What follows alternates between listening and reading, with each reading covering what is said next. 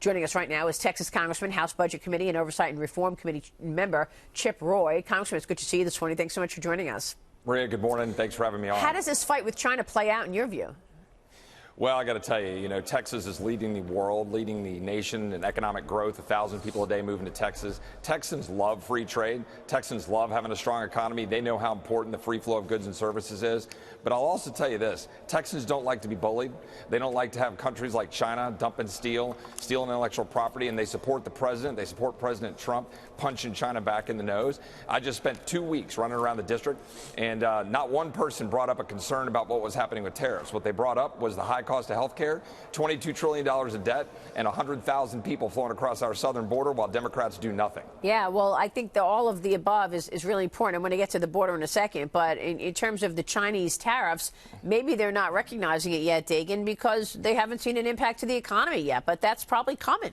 Right. Congressman, no, you're telling your constituents whose washing machine prices have gone up double digits that the reason is because of tariffs, because Whirlpool raised their washing machine prices because of the 50% tariff on imports.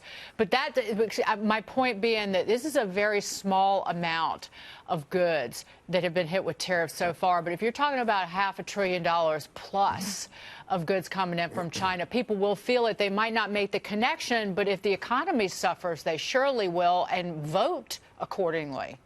Well, look, I think what you're seeing is leadership by the president in the face of what would obviously be a little bit of a hit with respect to the tax and tariffs that would have an impact on goods and services, and nobody wants a prolonged trade war. Yeah. But the president of the United States has to have the leverage to shove back on bullies, and China isn't going to bully the United States. We're going to continue to lead the world. We're going to continue to push goods and services. We make the best products. We make the best goods and services, agricultural products, and we need to keep fighting back and have fairness in the element of trade as well as having free trade. But look, I'm a free trader. We need to have open borders, but we need to tell China to adhere to those rules. All right. Well, we'll be watching on how this develops then.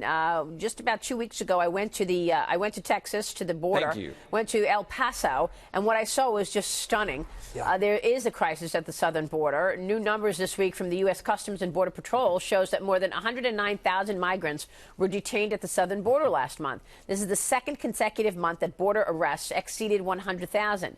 President Trump weighed in on the border crisis at his Florida rally this week. Here's what he said. This is an invasion. When you see these caravans starting out with 20,000 people, that's an invasion. I was badly criticized for using the word invasion. It's an invasion. And it's also an invasion of drugs coming in from Mexico, okay?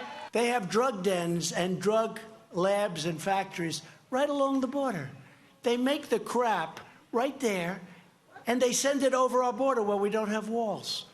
They drive it right through because we have 2,000 miles between the Gulf and the Pacific, 2,000 miles.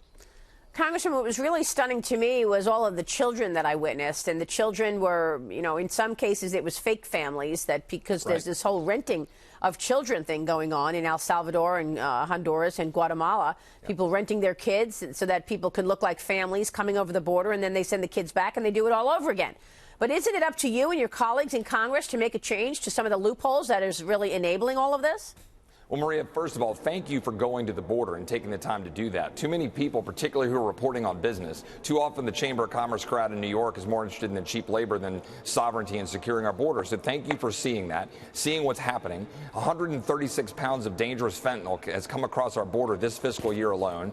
Cartels are operating and managing our border. We've got children that are being used and being recycled. They're recycling children as pawns in a dangerous game where we're having narcotics and people being profiting cartels at our border. So we need to change that. Congress needs to act, but it's something that the Democrats aren't interested in doing. They're not interested in securing the border. But you know what? The bureaucrats at the Department of Homeland Security need to get out of the way of the president as well. There are a bunch of things they could do. We need to secure the border right now. We need to make sure our Border Patrol can be asylum officers, make asylum inquiries right at the border, and stop letting cartels exploit our asylum laws for profit against our sovereignty and well-being. Well, how come it's not being done so far, Congressman? I mean, things like the asylum standards, that's a loophole, right? I mean, the things that, like that we can't hold families for more than 20 days. That's another loophole. All of these things are in Congress's hands, nobody else. Well, I would agree and disagree. You ask why they're not happening. They're not happening because Nancy Pelosi does not care about the children and the women being exploited. Let me repeat that. Yeah. She doesn't care. She wants the political issue, and she's ignoring the danger that's happening to women and children. The president wants to fix it. Pelosi won't do it. And the bureaucrats of the deep state of the Department of Homeland Security are blocking the will of the president, and they should stop it right now. That's incredible. I guess it's up to the electorate.